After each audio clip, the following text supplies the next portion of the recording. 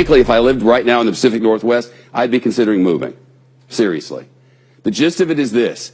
The federal government estimates 13,000 Americans will die in a major earthquake and tsunami in the Pacific Northwest. It's not a question of whether, but when. This earthquake is coming, and it's overdue. This morning, the most popular article on the New Yorker's website is rattling many Americans. The really big one examines a titanic earthquake and tsunami, but not where you might imagine. A fault line called the Cascadia Subduction Zone runs for 700 miles off the Pacific Northwest coast. Experts think it will trigger the worst national disaster in North American history, and it is overdue.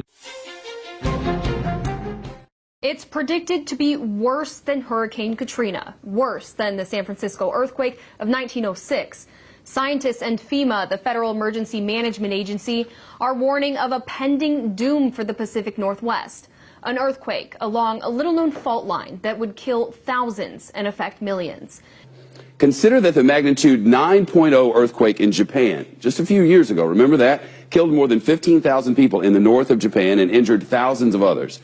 Seismologists say that the quake that will strike on our Pacific Northwest coastline should be even stronger, at up to a 9.2.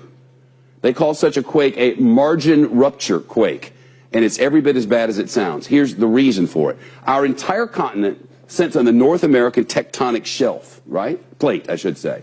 Off the coast of the Pacific Northwest, from the top of Washington State all the way down to northern California. This is it. And another plate called the Juan de Fuca is trying to slide up under North America, but it's stuck. We have an illustration over here in the big wall. Let me show you what this is. This is our continent here. This is the Cascada Mountains. This is the Cascadia, what do they call it? The Cascadia what? Bridge. The Cascadia Bridge.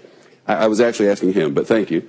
The North American plate here and the Juan de Fuca plate here. This one's sliding up under, and eventually this is going to go down, send a huge wall of water up.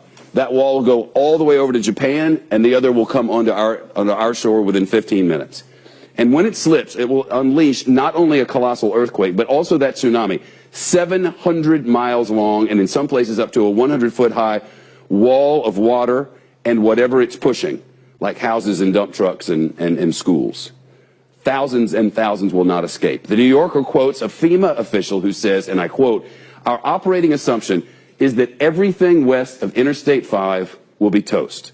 Everything west of Interstate 5 is gone. That's Seattle, Tacoma, Portland and Olympia, Salem and Eugene, wiped out. Altogether about 7 million people. That's not including tourists. So think of summertime. The New Yorker reports that FEMA calculations indicate the disaster will damage or destroy about 1 million buildings, including 3,000 schools and 1/3 of all fire stations. And perhaps the worst part of all of this, these sorts of earthquakes happen at regular intervals in exactly this part of the world, have forever.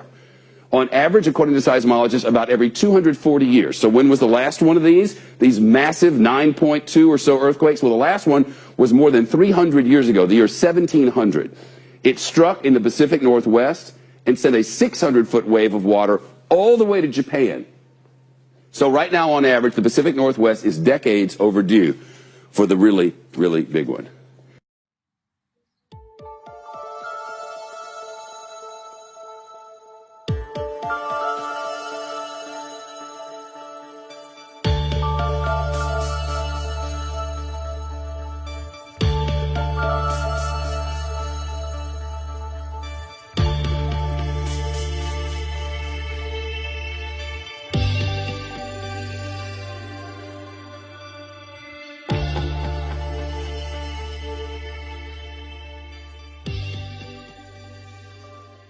CBS News science and futures contributor Michio Kakuka is a physics professor at the City University of New York. Good morning. Morning. So it's overdue. When will it might come? Well, this is the mother of all earthquake faults. It can pack a wallop 30 times that of the San Andreas fault. So forget all the Hollywood hype about the San Andreas fault. We're talking about an earthquake, a 9.0, similar to what devastated northern Japan, which killed over 15,000 people and caused $250 billion in property damage. Cascadia subduction zone stretches about 700 miles from Cape Mendocino, California, to Vancouver, Canada.